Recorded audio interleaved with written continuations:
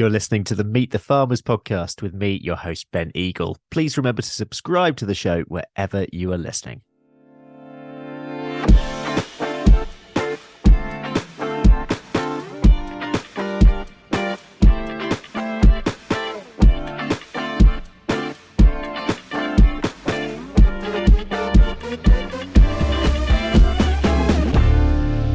Hello, everyone, and welcome to episode 228 of the Meet the Farmers podcast. I'm your host, Ben Eagle.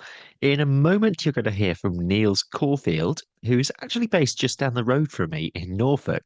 I recorded this interview with him just before Christmas.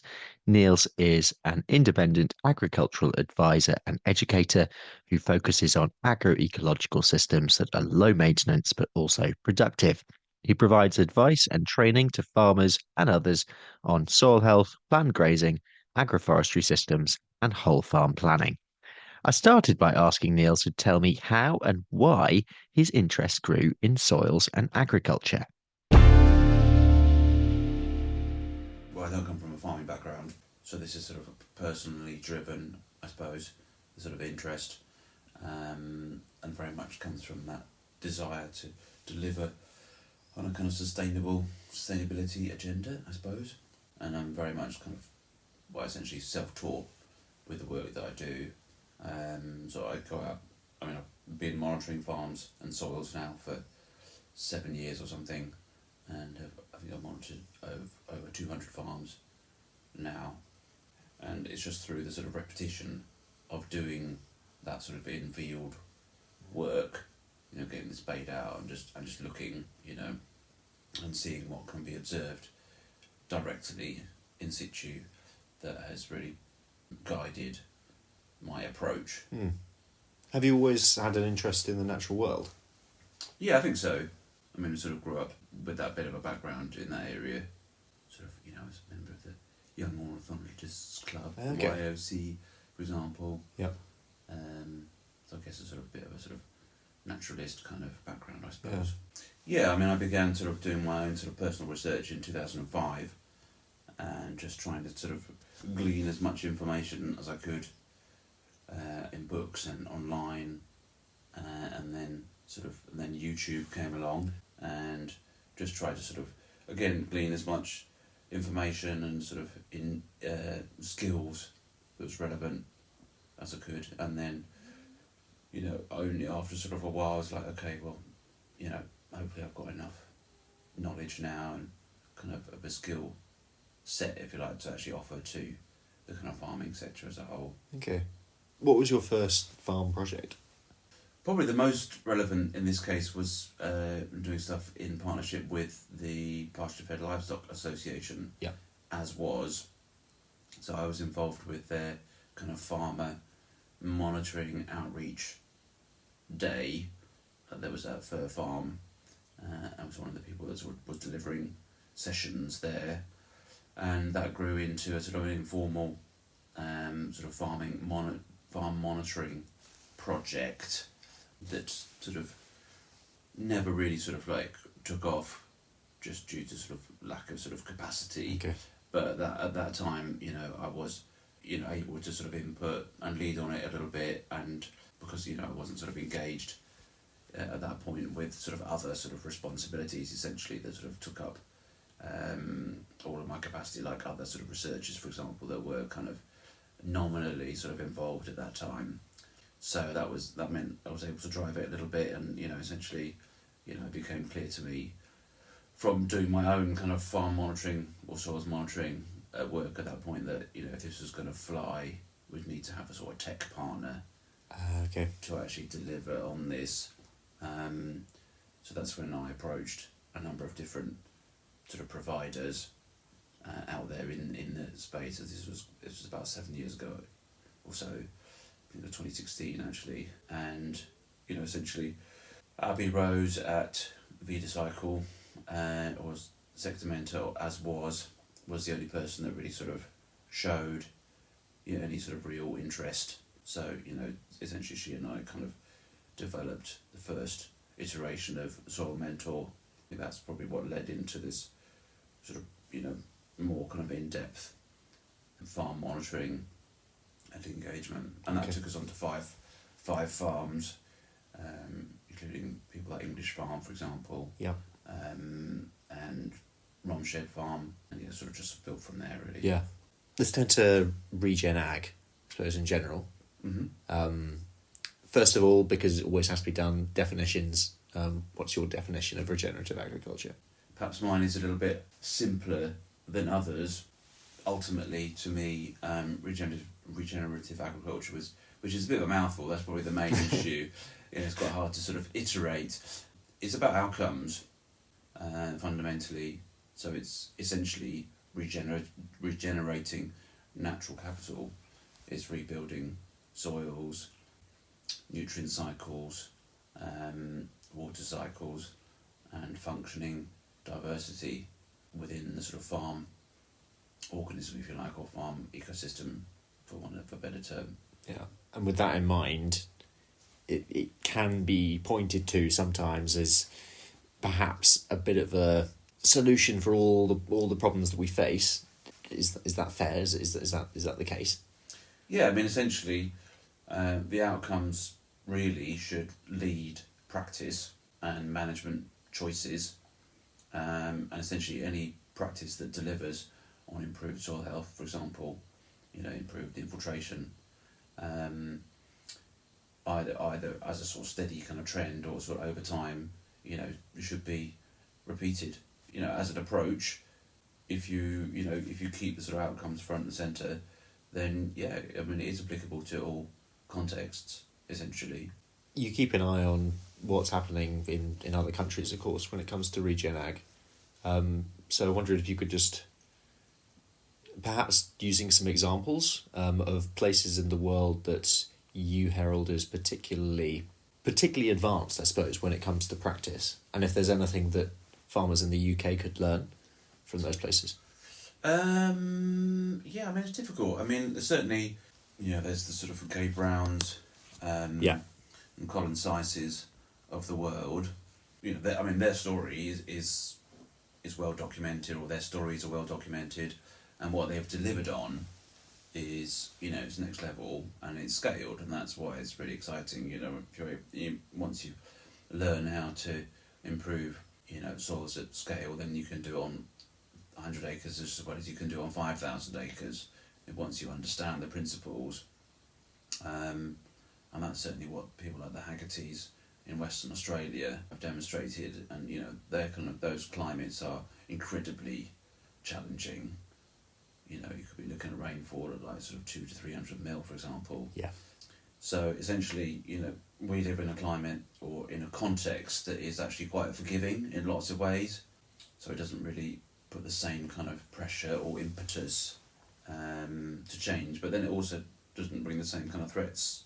A lot of people, well, the situations that drove people like Gabe Brown to become so innovative, or to sort of completely sort of rework their agronomy from the ground up, based going back to first principles, placing seed and harvesting crops.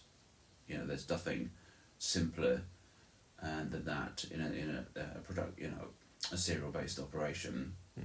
But he for example, faced total loss, 3 years consecutive of farm wide crop failure, and most people would just go bust. Yeah, exactly. Or worse, and just take the easy way out. So, what I think was really important is to learn, the lessons that are transferable, and look at it from the point of view of principles. That information that is universal, and transfer that to the sort of one's own context, essentially. But the way that I kind of use sort of as a guide or model here in the UK is just by looking at areas of land that are out of management, and we see soils that are in very good state, have excellent infiltration rates.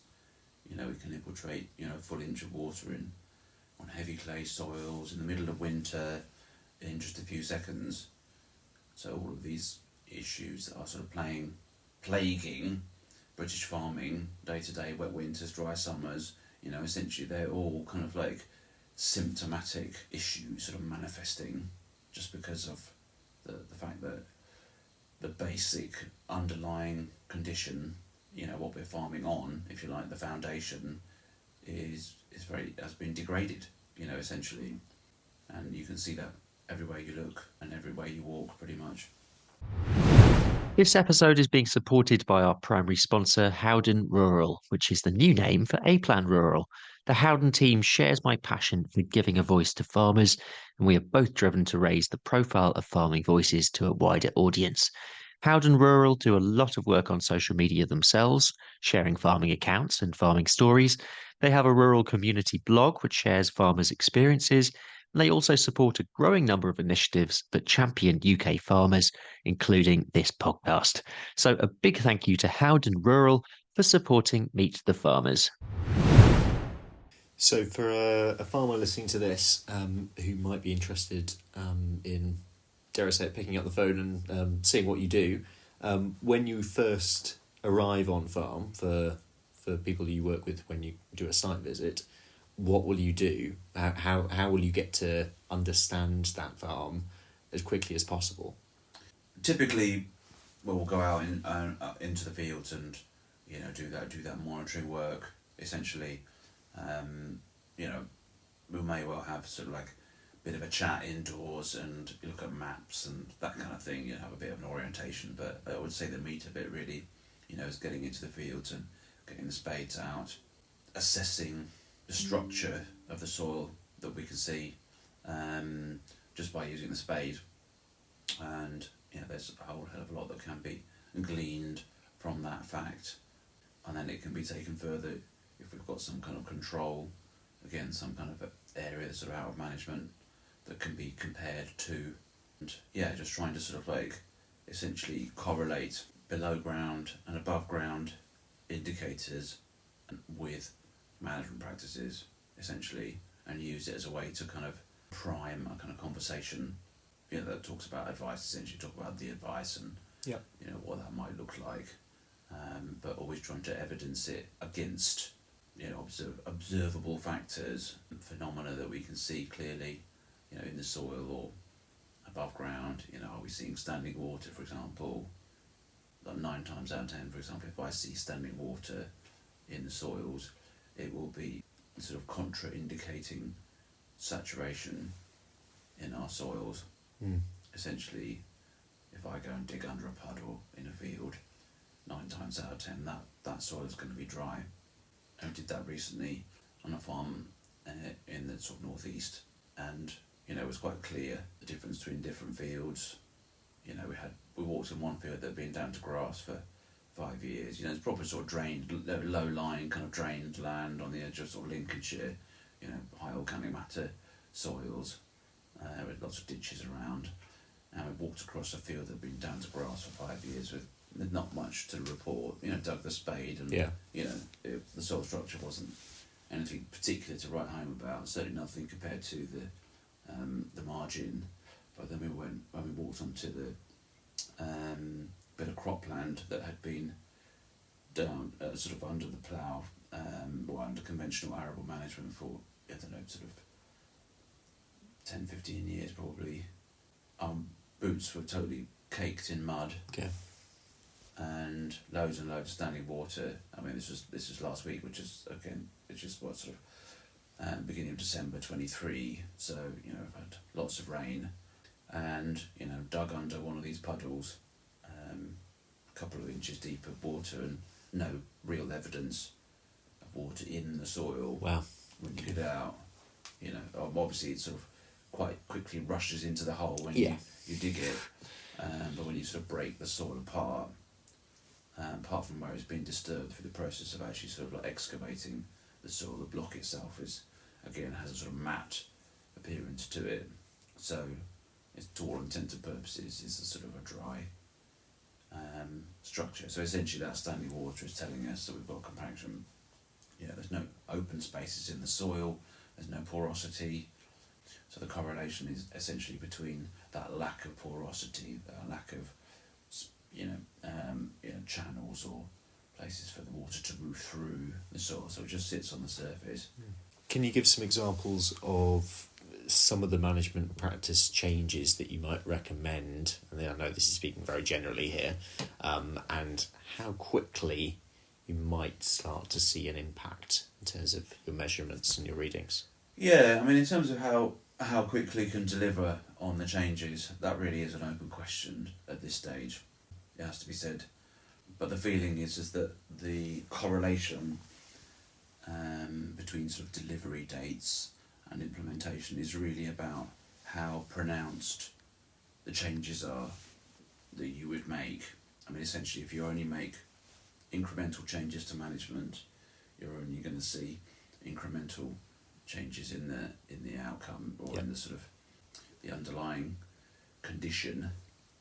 So that would be, you might say, sort of low risk strategy, low risk long term strategy, and also the kind of thing that could probably be scaled to the farm scale, sort of more readily, if you like.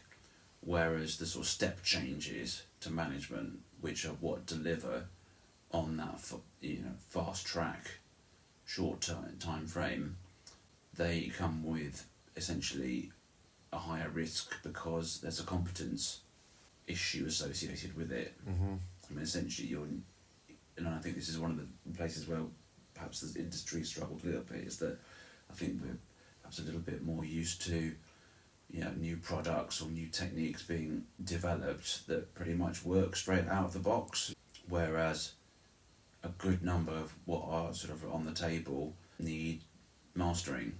There's a sort of mastery process. It's the same thing that you didn't just get into a car when you were 15 or maybe it was 12 if you were on the farm, but basically, and were able to sort of drive 300 miles and do all the various sort of maneuvers, for example. It took you time to actually sort of learn how to do that.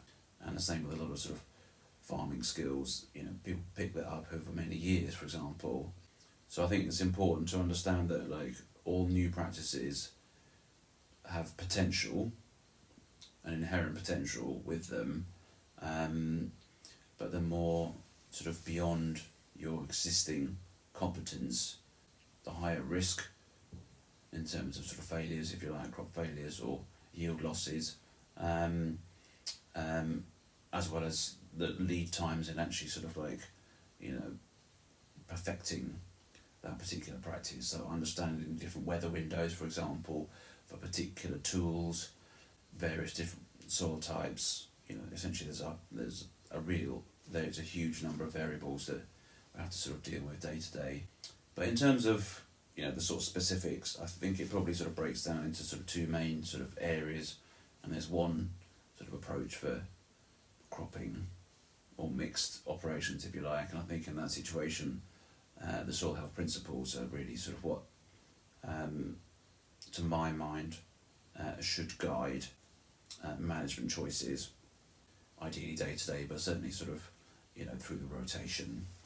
And it's back to those same things, so sort of understanding about the living root, for example, maximising the effect of the living root, essentially sort of where roots go, aggregate structure follows, and in most cases, not universally as with all these things, but in most cases, aggregation is king. Essentially, that's telling you that your soil is a healthy soil is aggregated. A soil that's not healthy is compacted. It's essentially one or the other. Yeah. So building that healthy crumb structure basically is almost entirely microbially driven basically, but it's all mediated by root growth and healthy plant interactions. Increasing root depth and density, for example. I think it's really important to have dense roots, and roots are actively growing and sort of feeding soil microbial communities. But in general, with the sort of advice, you don't probably get too sort of bogged down in that kind of detail.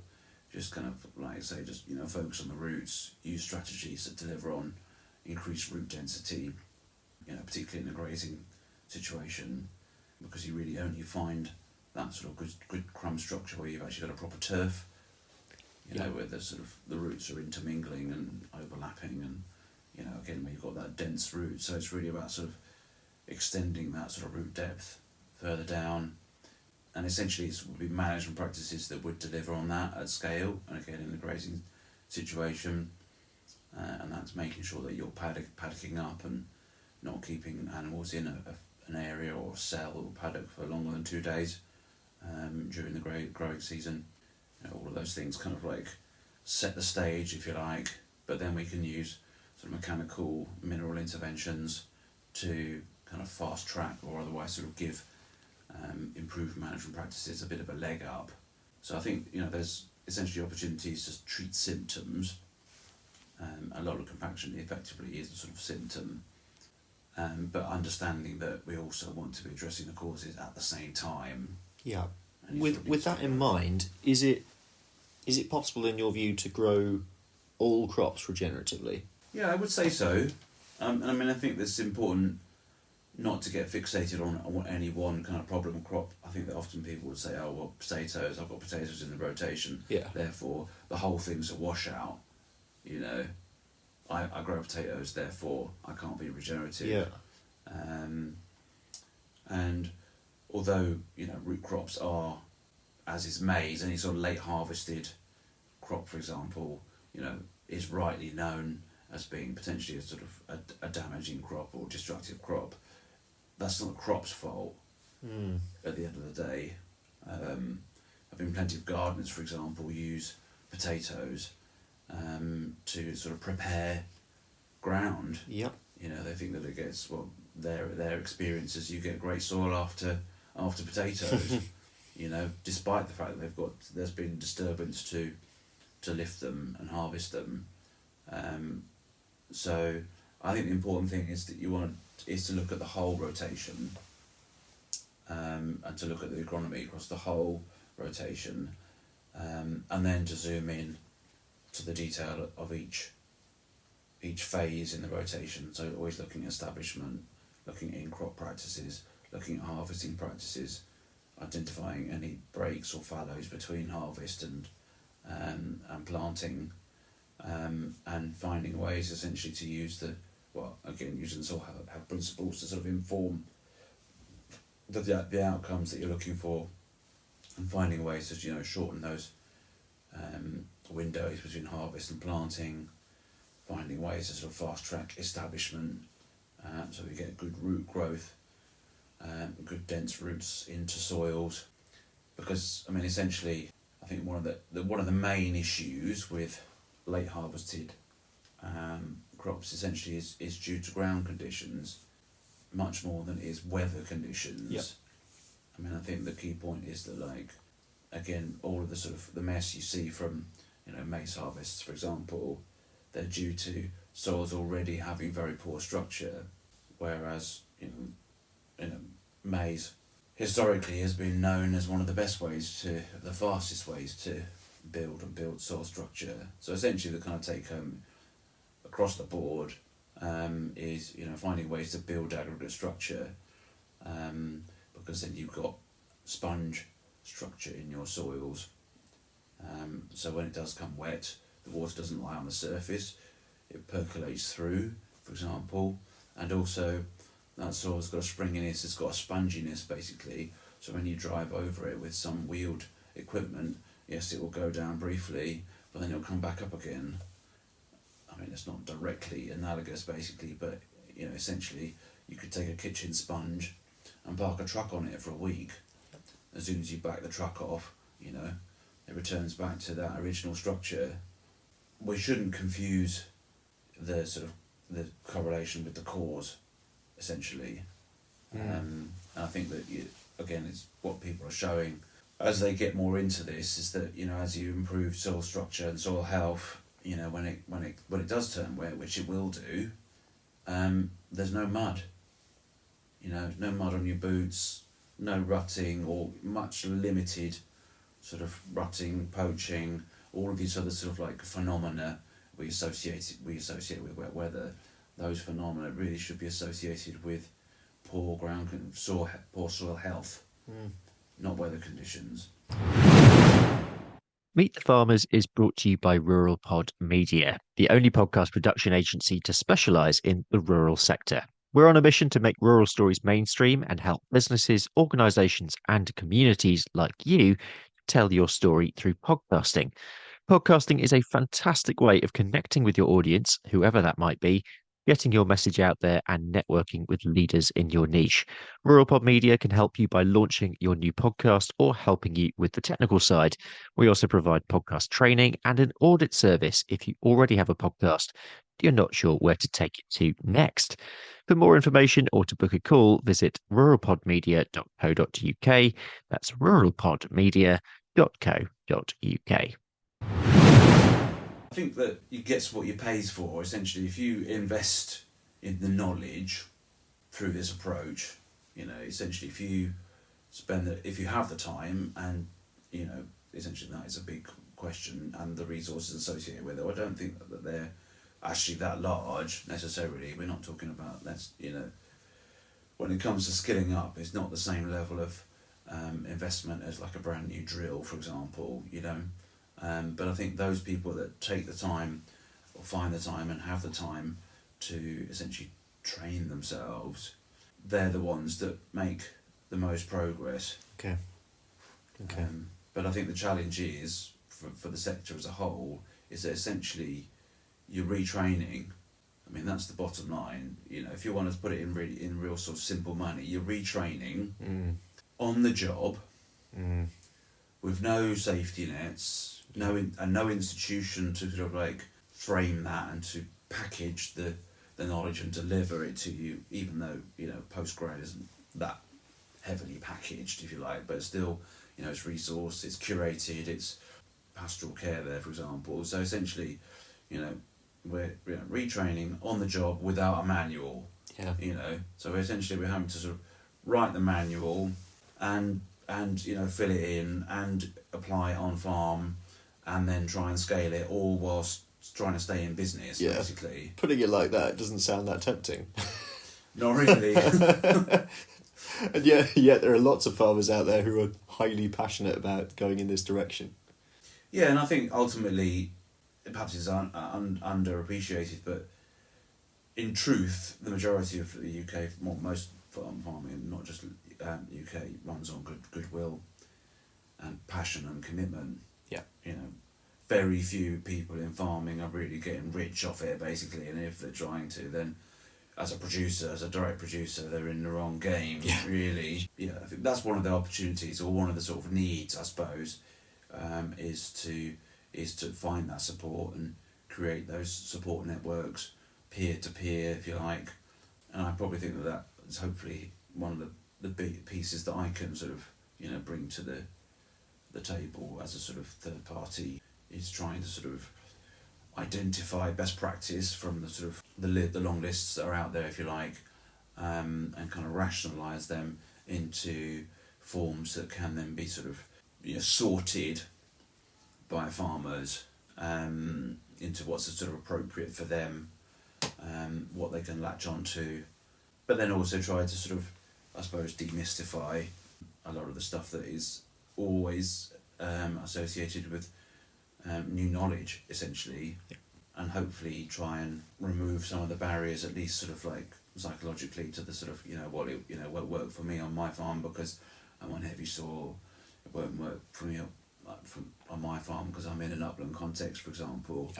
Yeah. Just on that, I mean, what are some of the common misconceptions that you think that there are that people perhaps go like that? That's one example. Yeah, I mean, essentially that's what the talk that I now sort of deliver, or the sort of vehicle that I'm now sort of working with, mostly is the weatherproof farm, and again that is sort of the gleanings from my soils monitoring on now 250 to 200 farms, has now convinced me personally that it's poor soil health and poor pasture health, again on grazing or mixed operations, that is the true weakness in the system.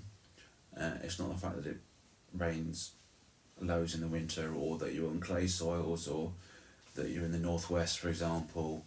Again, the sort of evidence is that by benchmarking on these farms between those areas that are under management, in inverted commas, and those areas that are out of management, but they're in close proximity to each other. So essentially we're seeing equivalent kind of environmental conditions, same soil type, same aspect, same altitude, same latitude, same rainfall, for example, and yet we see, chalk and cheese, significant differences in below ground conditions.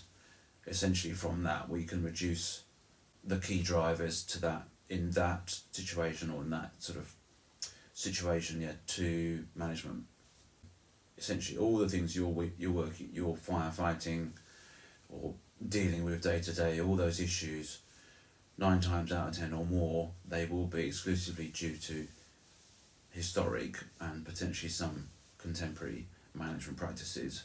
So essentially that is, in a lot of ways a kind of good news story, because that is the one thing that is in your control. Yeah, you can actually do something about it. Yeah, exactly.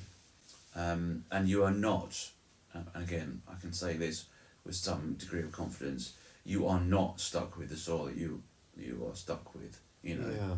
You're always going to be on a heavy soil, but the fact that it behaves heavy and it manages heavy is because it's in a poor state of health.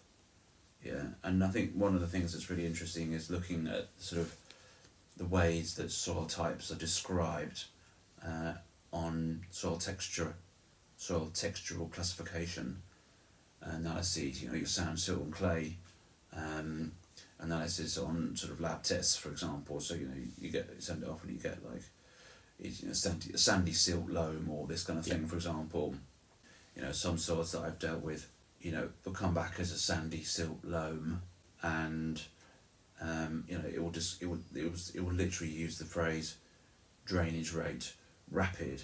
Okay. And you can be literally holding up this piece of paper in the field, tramping around, sloshing around in water, even on a slope, for example. You can't change the sort of underlying geology of your farm, essentially, but the way it behaves, how it like acts in wet periods, how it acts in dry periods, is exclusively due to management practices, and from it the sort of health status of that soil, basically. Let's broaden this out. Yeah, I'm just interested in your view, and we get lots of different responses to this, but the most pressing issue in agriculture for you, what is it? Compaction. Soil compaction. I mean, again, just coming back to the point before, essentially, I have yet to go to a farm, with the exception of maybe 1 or 2 fields, and not found compaction when I put the spade in the ground. There's always an exception to that rule. For example, very light soils, very sandy soils, for example, they're at the other end of the spectrum, but they're suffering from exactly the same issues. But in that situation, it manifests as them being very structureless and just sort of readily kind of blowing and being very droughty, or very kind of, or becoming very stony, for example. But essentially, it's that poor soil health, and for most soils, it's kind of just reducible to that sort of one factor, that because the soils have no structure to them, there's no aggregation, there's nothing that's holding them open, they settle back into a packed structure, which in old money, by any other name, is compaction. And in your experience of your 200 plus farms that you've worked on, does that depend on, how has that impacted on land use, whether we're talking permanent pasture, a grass lay or a cultivated field? Is there any difference? They're all compacted. I think that's the key point. There's always somebody worse, Yeah. There's always another level that it can be taken to. But I think that it's important to sort of leave out those conditions that have been created by, a harvest or a particular field operation that happened once, and focus back on the systemic factors, and those factors that essentially are at play sort of every week or every year, either throughout the rotation or through the grazing season. I think probably the thing that most people would be surprised about is how poorly structured most grassland is. I'm essentially going to say all in this case, not most, but all. And again, it's obviously on a range. In general, permanent pastures are in a better shape, in inverted commas, than your dairy pastures, for example. But neither of them are great by any means. Even the permanent pasture is not even anywhere near the state that it could be at. I think that's the key point. And again, it's entirely due to historic management practices, and particularly set stocking, and wormers, and potentially nutrient management practices. And then in the dairy sector, it's more about kind of the fact it's been reseeded and slurry and these kind of things, if you like, or slurry condition and all these other factors. But they all tend to this same sort of state, that you have kind of compaction below a sort of inch. You get about an inch or so of roots and turf, but not much more than that in general. And then below that, essentially it's a very sort of blocky structure, dense, packed structures that just don't absorb water. I mean, that's the bottom line.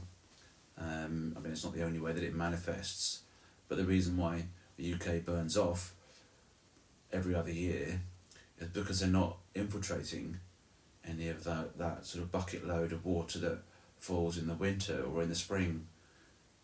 We sort of lurch from, sort of Battle of the Somme to Sahara, Yeah. in just a few weeks. And this year was sort of the kind of the epitome of this, that, again, in sort of the grazing context, but not limited to that. So, that sort of first grazing round, was sort of April, late March, April, depending if you're turned out or not, just total mud bath, and no crops got in. And that whole kind of drilling window was a no-no.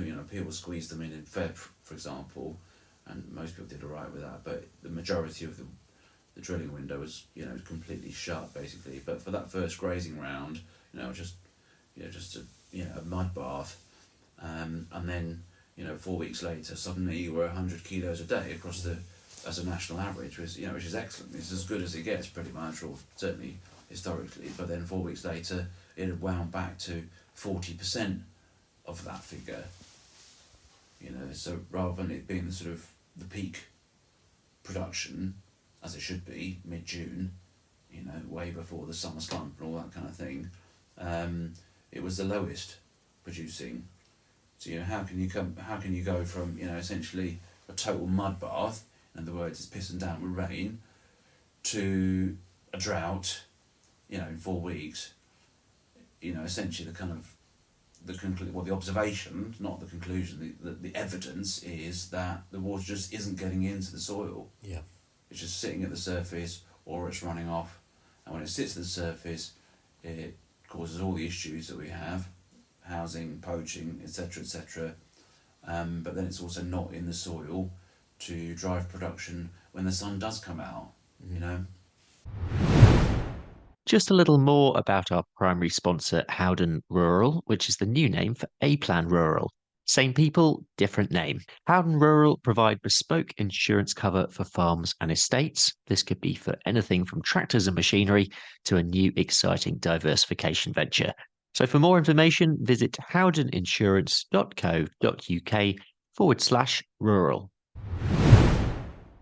We're going to start to round this up because, but I'm going to bring it back to you, I suppose, in terms of what's next for you. You've already outlined perhaps some of the focuses for your farmers for next year, but what's your ambition with all of this? Where do you see yourself fitting within, I suppose, the broader direction of Regen Ag? What excites you about Regen Ag over the next few years, and what might happen? What would be nice is we get to the point where the adoption is so widespread that we no longer need to use a sort of particular label. But I think that I'm excited now that there's enough interest from farmers to sort of implement, or sort of to take a punt, I suppose, is probably what the sort of the fact of it is, that there's enough interest, there's enough sort of a groundswell, if you like, enough sort of competence for people to feel I'm happy enough to sort of take a risk on these different practices, essentially in a commercial, for example, in a commercial dairy context, for example, we're speaking to a sort of number of individuals that fit under that heading, and they're concerned about all the same things that everybody else is, prices and the weather and all these things basically, but they're really, it feels like they wanted to take control, identify more things that are in the sphere of control, and really sort of focus on trying to sort of drive that at scale and through and see how that translates through to the bottom line. I mean, I think that probably is what excites me, probably is moving from that sort of principles approach, and moving to the sort of actually sort of that evidence. Okay. And trying to sort of see how we can build in sort of financial metrics to these types of changes, so that again, we can say categorically, I don't think we'll ever necessarily be able to offer a prescription, do A, B, and C, and you will see, X, Y, and Z basically, but that we can make sort of fairly broad statements that these types of interventions will lead to these general outcomes. But I think also what I'm interested in is having the opportunity to sort of tease apart some of the sort of nuance, because even within the set of practices that are sort of on the table, there's a huge variation within that. I mean, just with subsoilers, for example, again, I don't want to sort of say that any one intervention again is sort of a magic bullet, or that the answer to all your problems is subsoilers, even if your soils are compacted. Again, you are just really just treating the symptom. But even under that heading, you've got different sort of designs of points, different depths, different weather windows, different soil types. And I think that's probably what we're lacking, is that sort of nuance to say, if you're on this sort of loamy soil and it's sort of on the wetter end, back end of the season, this type of sort of starting point, you want to go at this depth, and you can expect to need to repeat it this number of times, and you expect to see these kind of outcomes. And I think that's it's the detail that we just don't really have. There's one person that's really au fait with this bit of kit, there's another person that's really au fait with that bit of kit on their soils, for example. But you can't necessarily actually draw that information to a wider conclusion. Absolutely. I mean, the challenge is, though, there is a huge number of acres, the most of the acres in the UK, certainly, for example, in the grazing context, but I would say that, again, would be true in arable and probably also horticulture, but even more, they're in a really bad state. I mean, in a nutshell, my thinking is that, the reason why you're going broke is not because of price in the market, it's because your soils are knackered. So I think that probably that is what the sort of next stage of the mission is to try and scale this, and do this at sort of tens of thousands of acres, hundreds of thousands of acres across the UK, because just dairy, they all fall into a fairly similar kind of pattern, and they're all hoovering up millions of tons of nitrogen every year basically, and it kind of seems that that's almost entirely unnecessary, just due to the choice of just because of sward composition, the plant selection. For me, it's just transitioning large areas, or having sort of large numbers of individuals or farm groups in progress, and really sort of moving on with these things, and hopefully having the opportunity to engage with more farmers over longer periods of time, and actually sort of going with them on their journeys. I'm able to experience some of the sort of, not necessarily day to day, but more of that ongoing story, and be able to communicate that to the wider community. If there is a farmer listening to this who's interested in getting in touch with you and talking more, where's the best place to go to find your information? So you can come to my website, nielscorfield.com. You should look up on the podcast how to spell that. But I before It'll E. be in the show notes. Yes. The way to remember is I before E, even after C. But otherwise, same. My name at Niels _ Corfield at on Twitter and on Instagram, for example. Fantastic. Well, Niels, thank you so much for giving us so much of your time, and yeah, that's been a fascinating roundup, and I think reflection on where we are, almost with the state of soils. Actually, I suppose that's been the headline for me to come out, and just to take some time to reflect on that. Before you go there, I'm not going to let you go without the final questions. First of all, Niels Corfield, your message to the public. Any message? To the general public. Wide general public. Make friends with a farmer. Yep, good. And message to farmers. Make friends with the public. Yeah, why not? However possible, you know. That's good. I like it. That's it. We'll leave it there. That is it for today. Thank you very much for listening, and thank you to my guest, Niels Corfield. For more information on Niels's work, just visit nielscorfield.com. Big thanks also to our primary podcast sponsor, Howden Rural, for supporting the show. Next time, I'll be speaking to Shropshire farmer Claire Mannering. Until then, though, I'm Ben Eagle. This has been Meet the Farmers. Thank you very much for listening, and I hope you all have a great week.